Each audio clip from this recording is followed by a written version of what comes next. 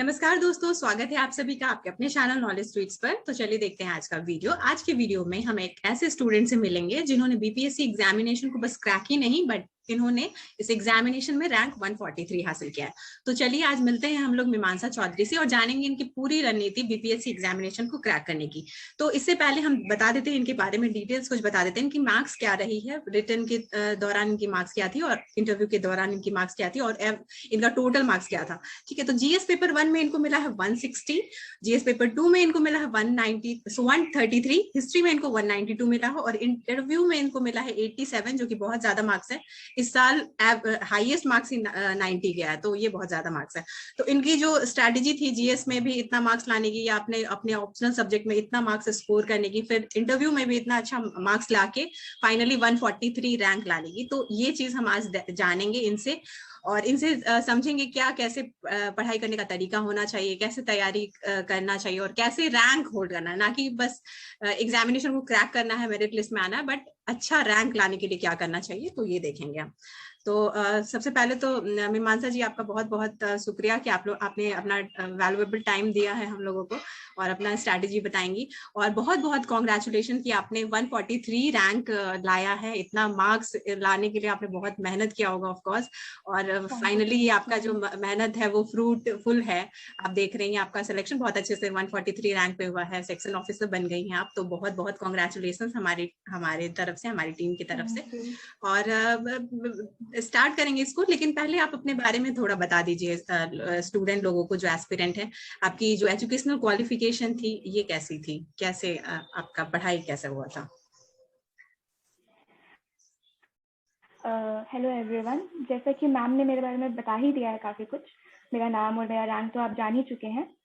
तो I come from Madhubani district in Bihar, but मेरी education जो है वो बाहर से हुई है।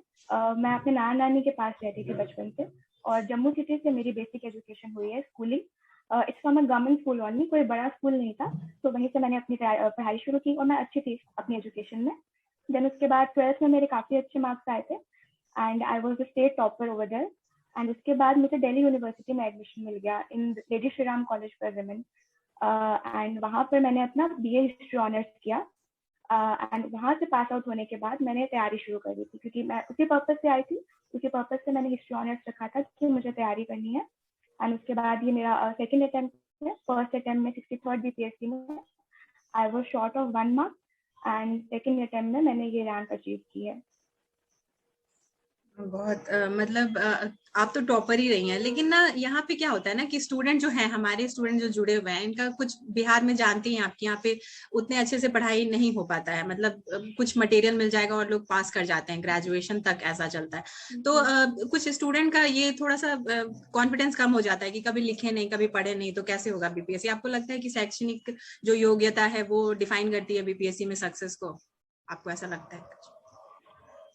जी, एक्चुअली मुझे भी पर्सनली ऐसा लगता है कि मेरा तो बहुत अच्छा बैकग्राउंड रहा है। मैं थोड़ी प्रिविलेज रही हूँ, इतना अच्छा कॉलेज मिला और एक अच्छी सिटी से मेरी एजुकेशन हुई, इसलिए मैं पर्सनली उन लोग को ज़्यादा इंकरेज करती हूँ क्योंकि वहाँ पर रह के पढ़े, जो कि वहाँ से रह के निकले और रैंक अचीव किए। एंड मैं पर्सनली ऐसे बहुत से लोगों को जानती हूँ जिन्होंने किया है। तो अगर मन में लगन हो तो जगह मैटर नहीं करती, आप उन सभी बैरियर्स को तोड़ते हुए आगे बढ़ सकते हैं। और ये को क्या टॉपर क्या सजेस्ट करता है, कितने घंटे आता देन स्टडिंग इन आर्ट्स, आप उसको आर्ट्स से मत लीजिए। टाइम मैनेजमेंट के बारे में आपका क्या कहना है? आप उसको अपनी कैपेसिटी से मेजर कीजिए। जी, तो टाइम मैनेजमेंट देखिए, अगर आप वर्किंग है तो आपको जितना आवर्स मिल पाता है आपको उसी में करना होगा। मैं वर्किंग नहीं थी, I was giving my full time to the preparation. तो इसमें आप जितना मैक्सिमम पढ़ सके, कोई अंत ही नहीं है पढ़ाई का, तो आप जितना पढ़ सके उतना अच्छा है। हाँ, लेकिन 7-8 घंटा पढ़ना चाहिए क्या डेली? 7-8 घंटा तो निकालना लेना चाहिए क्या, ऐसा हाँ, है क्या? एटलीस्ट इतना तो होना ही चाहिए। इससे कम आप क्या पढ़ेंगे? मतलब इतना तो आईआईटी जेईई या 11th-12th में पढ़ लेते हैं, तो आप कॉम्पिटिटिव एग्जाम्स में आए हैं जहाँ पे लाखों लाखों लोग बैठ रहे हैं, तो इससे कम क्या पढ़ेंगे? हाँ, और कट ऑफ भी देख रहे हैं हम लोग कि बहुत ज्यादा ही आसमान छुए जा रहा है, तो अब पढ़ने की ज्यादा जरूरत है। Of course. मेरा ये क्वेश्चन है, नेक्स्ट क्वेश्चन, कि इम्पोर्टेंस ऑफ न्यूज़पेपर के बारे में आप क्या बोलना चाहेंगी? बीपीएससी के एग्जामिनेशन के लिए न्यूज़पेपर के साथ अपना रिलेशन बनाना ठीक है, या मतलब लास्ट में नोट्स ले लो किसी भी कोचिंग का, उससे निकाल लो, ऐसा है? मैम न्यूज़पेपर तो इंडिस्पेंसेबल है, not only for BPSC but for any competitive exam, क्योंकि आपको अवेयर होना बहुत इंपॉर्टेंट है। सपोज करके कि आप ठीक है, आप प्रीलिम्स मेंस निकाल लेंगे बिना न्यूज़पेपर के, बट आप इंटरव्यू में क्या करेंगे? आप इंटरव्यू में न्यूज़पेपर के बिना अच्छा परफॉर्मेंस दे ही नहीं पाएंगे। तो नॉट ओनली नोट्स किसी कोचिंग से, आप वो भी पढ़िए, बट न्यूज़पेपर अपना रेगुलर रखिए। एक कि आपको अवेयर रहे आप दुनिया के बारे में, आप एक ऑफिसर बनने जा रहे हैं, you have to be aware कि आपके अराउंड क्या हो रहा है वर्ल्ड में। हाँ, न्यूज़पेपर का बहुत। और ये हम जानना चाहते हैं, बहुत सारे लोग ऐसे बोलते हैं, मेरे हम लोगों से जो जुड़े स्टूडेंट हैं, मैम आप नोट्स दे दीजिए, हैंड रिटन दे दीजिए, तो ये दे दीजिए, वो करंट अफेयर का नोट्स नहीं मिला अभी तक। तो इस तरीके से लोग बोलते हैं। आपको क्या लगता है कि स्टूडेंट को नोट मेकिंग में खुद से क्या इनपुट लगाना चाहिए, या फिर ऐसे जैसे टीचर पे सिर्फ डिपेंडेंट रहने से काम चल जाएगा, उनका क्वालिफाई कर जाएंगे? मैम स्ट्रेटेजी सबकी अपनी अपनी स्पेसिफिक होनी चाहिए। मैं तो ये कहूँगी कि बल्कि अगर उनको सही नहीं लगता नोट्स बनाना, अगर वो कंफर्टेबल नहीं है, तो मत बनाइए, बुक से ही पढ़ लीजिए। अगर आपको नोट्स बनाना कंफर्टेबल लगता है, आप कंफर्टेबल है तो ही बनाइए, या आप किसी कोचिंग के नोट्स पढ़ सकते हैं। तो ऐसा कुछ नहीं है, आप देखना है, आपको देखना है कि आप किस चीज़ में कंफर्टेबल हैं, आप किस चीज़ से अच्छा कर पा रहे हैं, तो आप वही कीजिए। ठीक है। प्रीलिम्स के लिए क्या थी स्ट्रैटेजी आपकी? लास्ट के जैसे कि अभी 67 का कहीं कभी ना कभी आई थिंक नवंबर एंड या दिसंबर में एग्जामिनेशन हो जाएगा, तो 2-3-4 महीना जितना भी बचा हुआ है, तो ऐसे टाइम में क्या करना चाहिए, किस तरीके से पढ़ना चाहिए प्रीलिम्स के लिए? मैम प्रीलिम्स के लिए तो बहुत ज़्यादा फैक्ट्स हमें याद करने होते हैं। तो उसके लिए सबसे पहले तो एनसीईआरटीज़ को ही अपना बेस बनाना चाहिए। 11th-12th तक की एनसीईआरटीज़ पढ़नी चाहिए, ज्योग्राफी, हिस्ट्री, हर सब्जेक्ट की। आप 6 से भी स्टार्ट कर सकते हैं। अगर किसी को लगता है कि उनका बेस अच्छा नहीं है, तो 6 to 12 की एनसीईआरटीज़ पढ़ लें। Otherwise 7th, 8th, 9th, 10th, 11th, 12th ये सभी काफ़ी है। तो एनसीईआरटी के बाद जो मार्केट में लूसेंट की बुक्स है, घटना चक्र है, ये सब मतलब जितना फैक्चुअल कर सके उतना, क्योंकि इतना कट ऑफ जा रहा है, लोग एक एक नंबर से रह जाते हैं। तो बेटर है कि वहां पे कोई कमी ना रहे, क्योंकि आप प्रीलिम्स ही नहीं निकाल पाएंगे तो आप मेंस कभी लिखेंगे ही नहीं। इसलिए प्रीलिम्स निकालना आजकल बहुत टफ हो गया है। अच्छा, एक चीज और है कि प्रीलिम्स और मेंस को पहले शुरुआत के दिन में, जैसे कि बहुत टाइम रहता है, 6 महीने रहते हैं, तो प्रीलिम्स और मेंस को साथ में लेके चलना चाहिए, और बाद में जाके जब 1 महीना 1.5 महीना बच जाएगा तो प्रीलिम्स ओरिएंटेड कर देना चाहिए, इस तरीके का होना चाहिए तैयारी? जी मैम, मेंस को तो लेके चलना ही चाहिए, बिकॉज 2-3 मंथ मिलता है प्रीलिम्स के बाद। तो उसमें खाली मेंस का नहीं होने वाला है, बहुत ज्यादा सिलेबस रहता है, तो शुरू से ही तैयारी इंटीग्रेटेड ही रहनी चाहिए। और बाद में अगर प्रीलिम्स पास आने वाला हो तो प्रीलिम्स स्पेसिफिक कर दीजिए, एंड मेंस के बाद आप मेंस स्पेसिफिक कर दीजिए। और ऑप्शनल के बारे में क्या कहना है आपका? ऑप्शनल को चुनना कैसे रहता है? मतलब ऑप्शनल कोई स्टूडेंट जो पहले बार आके बिगिनर है, एकदम बिगिनर, उसको बीपीएससी का कुछ ये नहीं है, लेकिन उसको बीपीएससी क्रैक करना, तो वो ऑप्शनल को अब कैसे चूज करेगा अपने लिए? मैम मुझे तो लगता है अपने बैकग्राउंड से स्टिक करना चाहिए। आपका जो बैकग्राउंड है, आप जिस बैकग्राउंड से आ रहे हैं, अगर आप उसमें कंफर्टेबल हैं तो उसी से स्टिक कीजिए। लेकिन बहुत सारे स्टूडेंट्स हैं जो बीटेक से आते हैं तो वो ह्यूमैनिटीज ऑप्शनल लेते हैं। तो फिर इंटरेस्ट देखना चाहिए, अगर उनको लगता है कि जो उनका बैकग्राउंड सब्जेक्ट है उसका सिलेबस बहुत ज़्यादा है, तो फिर वो अपना इंटरेस्ट देखें, सिलेबस देखें सबसे पहले तो, कि कौन से ऑप्शनल का सिलेबस उनको सूट करता है, वो कंप्लीट कर पाएंगे, स्कोरिंग है या नहीं। तो बहुत सारे फैक्टर्स होते हैं, तो इसको सबको ध्यान में रख के डिसाइड करना चाहिए, बिकॉज ऑप्शनल ही रैंक दिलाता है। और ऑप्शनल आपका हिस्ट्री रहा है, तो उसके लिए आप क्या बोलना चाहेंगे लोगों को? हिस्ट्री के लिए कैसे, मतलब हिस्ट्री थोड़ा सा ऐसा है कि मतलब उसमें तो हिस्ट्री तो बेसिकली कहानी है, जो भी इंसिडेंट हुआ है उसमें थोड़ा सा कॉन्सेप्ट भी है कि क्यों हुआ था, क्या वजह थी, ये सब था। तो हिस्ट्री ऑप्शनल के लिए तैयारी के लिए आप क्या कहना चाहेंगे, कैसे करना चाहिए? मैम सोर्सेज तो वही है जो सबको पता है एंशियंट के लिए। अगर आप चाहेंगे तो मैं सोर्सेज भी बता दूंगी।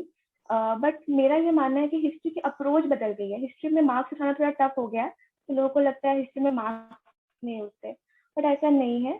सिंपली एक स्टडी ऑफ द पास्ट ना देखा जाए, मुझे ये लगता है कि उसको हम प्रेजेंट से रिलेट करके चले तो ज्यादा मार्क्स उसमें उठ सकता है।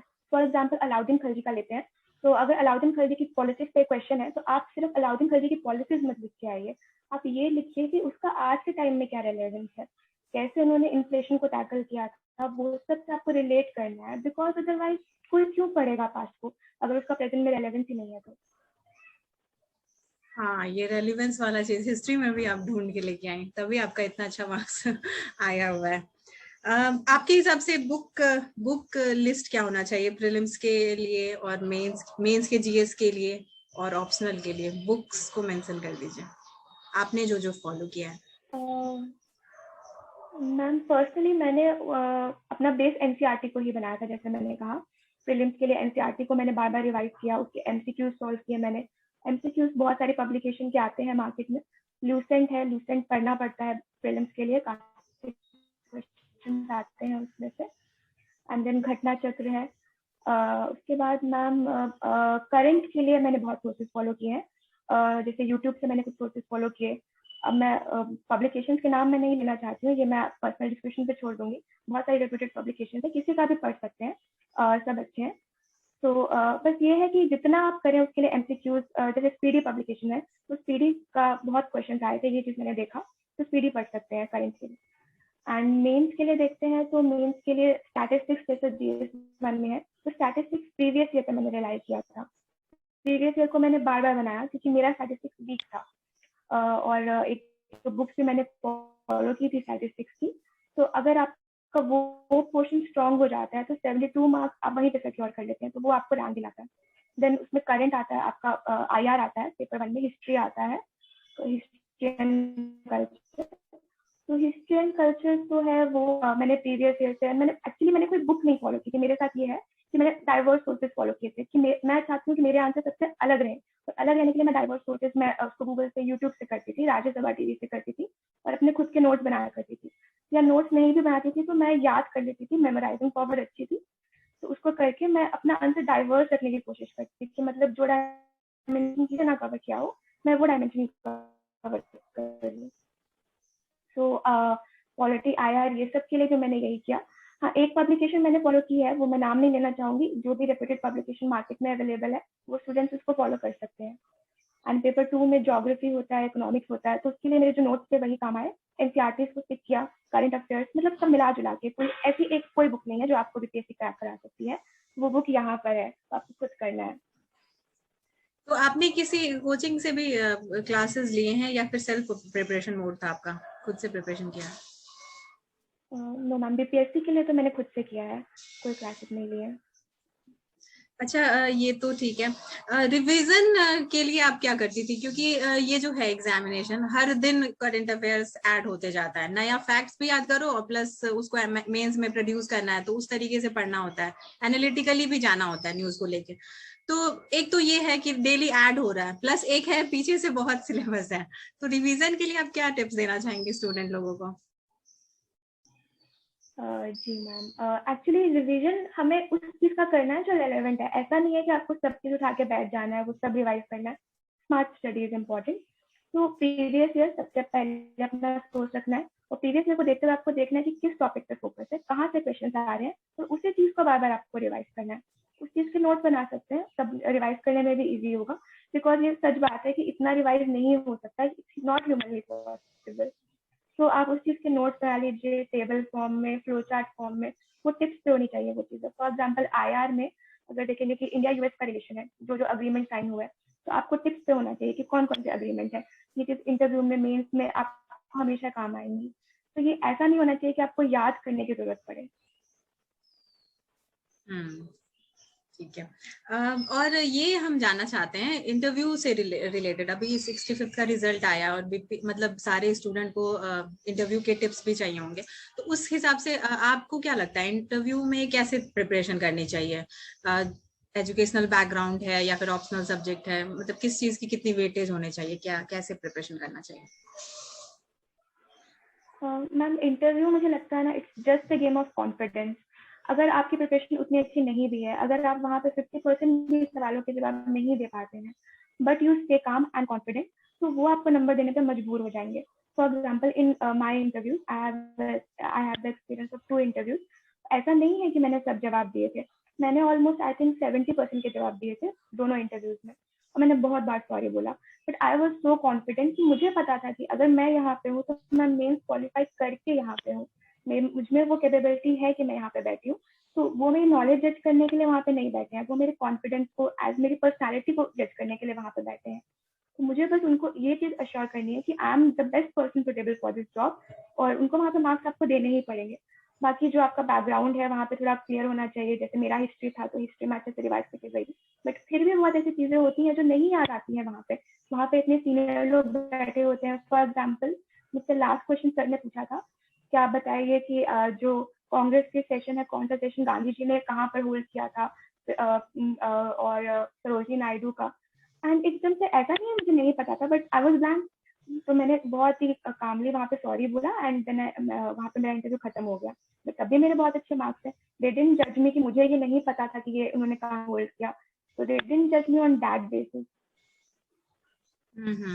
और ये एक चीज आते रहता है बार बार, बहुत सारे स्टूडेंट बोलते रहते हैं, मतलब स्टूडेंट का ये आता है प्रेजेंटेशन में भी, इसका मतलब इंटरव्यू के लिए प्रेजेंटेशन में भी तो कुछ वेटेज होता होगा। तो क्या है, मतलब जब आप एंटर कर रहे हैं पीपीएससी के लिए, जब इंटरव्यू जा रहे हैं, तो उसमें आपका ड्रेस कोड या कोड ऑफ मतलब कुछ एथिक्स क्या फॉलो करना है, कुछ उस पर भी टिप्स दे दीजिए आप स्टूडेंट को। मैम सबसे पहले तो रिस्पेक्ट रहना चाहिए, आपकी नज़रों में दिखना चाहिए कि आप मेंबर्स को पूरा रिस्पेक्ट दे रहे हैं, और बहुत ही काम एटीट्यूड लेके जाना है, एक ऑफिसर की तरह वहाँ पे जाना है। मतलब आपको ये माइंड में लेके चलना है आप ऑलरेडी एसडीएम है और आप वॉक इन करें वहाँ पर, इतना दिखना चाहिए आपके पर्सनैलिटी से।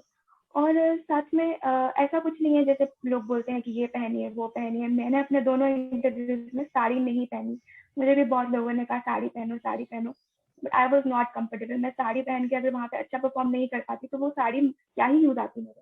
तो मैंने अपने दोनों इंटरव्यूज में मैं वहाँ पे सबसे यूनिक लग रही थी सूट में, और शायद ये चीज मेरे फेवर में भी काम किया कि मैं सूट में गई थी और सबसे यूनिक भी लगी, स्टैंड आउट भी की।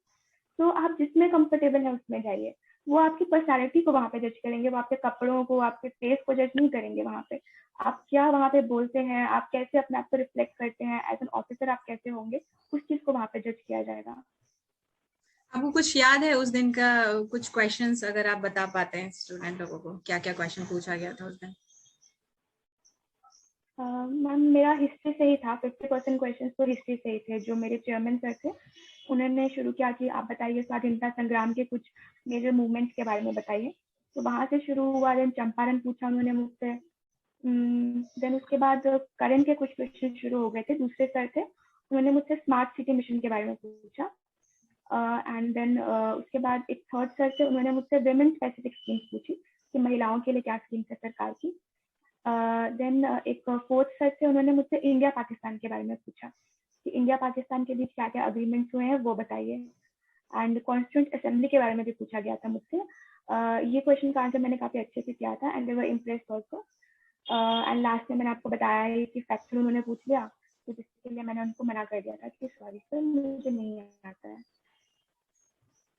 अच्छा, मतलब बहुत डाइवर्सिफाइड था तो आपका इंटरव्यू, बहुत अलग अलग एंगल से क्वेश्चन पूछा जा रहा था, मुझसे लेकिन काफी फैक्चुअल पूछा गया था और मैंने बहुत बार सॉरी बोला, बट आई वाज कॉन्फिडेंट कि हाँ मेरे सॉरी से मेरे मार्क्स जज नहीं होने वाले हैं। ये वो ये चीज जज करने के लिए नहीं बैठे हैं कि मुझे कितना आता है, मैं कितना रट के आई हूँ। वो ये चीज जज करने के लिए बैठे हैं कि मैं नहीं आने के बावजूद भी कर पा रही हूँ कि नहीं। प्रेशर को हैंडल करना, वो अचानक से नए लोगों के बीच जाके कैसे अपने आप को मतलब बोलना है, कैसे एक्सप्रेस करना अपने आप को। ठीक है, ठीक है, ऑलमोस्ट सारे इंपॉर्टेंट क्वेश्चंस तो मैंने डन कर ही दिए, स्टूडेंट लोगों को काफी हेल्प मिल ही जाएगा यहाँ पे।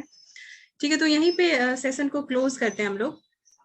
मीमांसा, बहुत बहुत थैंक यू कि आपने अपने इतने वैल्यूएबल टिप्स शेयर किए हैं सब लोगों के साथ, और सब लोगों को मतलब बहुत गाइड मिलेगा। मतलब बहुत लोग ऐसा होता है ना कि दूसरे से सुन के आपने जो मिस्टेक किया वो नहीं करेंगे और अच्छे से सक्सेसफुल हो जाएंगे, फिर ज्यादा उनको अटेम्प्ट नहीं लगेगा, एक ही अटेम्प्ट में अच्छा से सक्सेसफुल हो जाएंगे। लास्ट वर्ड्स आप जो एस्पिरेंट को कहना चाहेंगे अपने तरीके से, किस तरीके से सक्सेस होता है और कैसे? ये तो बीपीएससी का थोड़ा सा ये है ना कि इसका एग्जामिनेशन का एक टेन्योर होता है, पहले नोटिफिकेशन निकलने में, फिर प्रीलिम्स होने में, फिर उसका एग्जाम रिजल्ट आने में 3 से 6 महीना भी कभी कभी लग जाता है, फिर मेंस का एग्जाम हो रहा है, फिर इंटर बहुत ज्यादा लंबा खिंच जाता है। तो क्या बोलेंगे स्टूडेंट को, कैसे धैर्य बनाना और कैसे सक्सेस के लिए निरंतर प्रयास करते रहना है लास्ट वर्ड्स। जी, एक्चुअली बीपीएससी के लिए तो पेशेंस आपको चाहिए, क्योंकि सब जानते हैं कि बहुत टाइम लग जाता है, अभी कुछ मल्टीपल फैक्टर्स आर रिस्पॉन्सिबल। तो यूपीएससी नहीं है कि आपका एक ही साल में हो जाएगा, टाइम लगेगा, पेशेंस चाहिए। ऑल्सो मैम आपने सक्सेस का कहा, तो ठीक है, success is important but happiness is also important. तो आप सक्सेस और हैप्पीनेस को साथ में लेके चलिए। देखिए, ये फैक्ट है कि जॉब आजकल कम है और एस्पिरेंट्स मिलियंस में है, तो ऐसा नहीं है कि सबका ही हो जाएगा, लोगों का एक एक नंबर से रह जाता है। मुझे खुद इतने साल लग गए। तो अगर आपका नहीं भी हो पा रहा है तो आप अपना दिल छोटा मत कीजिए। ये आपका इसलिए नहीं हो पा रहा है कि आप कम टैलेंटेड है या आप कम मेहनती है, कहीं ना कहीं कम वैकेंसीज भी रिस्पॉन्सिबल है। तो मैम वो सब फैक्टर्स को साथ में लेके चल रहा है, और ऐसा नहीं है कि आपको एक मतलब अपना बैकअप भी लेके आना है, क्योंकि ये फैक्ट है कि कॉम्पिटिटिव एग्जाम्स में आप आए हैं तो फेलियर भी एक रियलिटी है। यूपीएससी में 99.9% फेलियर रेट है। जब हम कोचिंग में एनरोल करते हैं तो हमें फर्स्ट से ही ये बताया जाता है कि जो प्रीलिम्स आप लिखेंगे उसमें बहुत ज्यादा हाई फेलियर रेट है। तो आपको उस फेलियर रेट को ध्यान में रखना है, उसके लिए मेंटली प्रिपेयर रहना है। आप सक्सेसफुल हो सकते हैं बट आपके फेलियर के चांसेस ज्यादा हाई रहेंगे हमेशा। उस चीज को ध्यान में लेके आपको चलना है कि आप कर सकते हैं कि नहीं। या तो आप रिजॉल्व कर लीजिए कि हाँ मुझे करना है, और उसका एक टाइमलाइन बनाइए कि मुझे इतने साल में करना है। बट अगर नहीं होता है तो you should have a backup option too. ठीक है मीमांसा, बहुत बहुत थैंक यू आपके इतने वैल्यूएबल टिप्स के लिए। होपफुली ये स्टूडेंट को भी हेल्पफुल रहेगा, और आपके लिए कि आप बहुत अच्छे पोस्ट पे आप आ गई हैं, और बिहार को आप अपने सर्विस से अच्छा सर्विस देंगी, और यहाँ पे जो भी रिक्वायरमेंट है आप इसको देखेंगे। रिफॉर्म्स की बहुत जरूरत है यहाँ पे, तो होपफुली आपके अच्छे कामों से हम लोग अच्छे रिफॉर्म्स भी देखेंगे यहाँ पे। तो thank you very much for giving time and all the best for upcoming days. Thank you मीमांसा। तो वीडियो को यहीं पे समाप्त करते हैं, सेशन को यहीं पे समाप्त करते हैं। और आप लोगों को अगर ये वीडियो हेल्पफुल लगा तो काइंडली इसको शेयर कर दीजिए, ताकि सब लोगों को ये बेनिफिट हो जाए। ये बेनिफिट जो टिप्स दे रही थी मीमांसा, जो कि रैंक 143 रैंक होल्डर है, और ये सब लोग अपने स्ट्रैटेजी में इंटीग्रेट करके इस रैंक को या फिर इससे भी अच्छे रैंक को और अच्छा मार्क्स प्राप्त कर सकें। तो यहीं पे क्लोज करते हैं। Thanks for watching.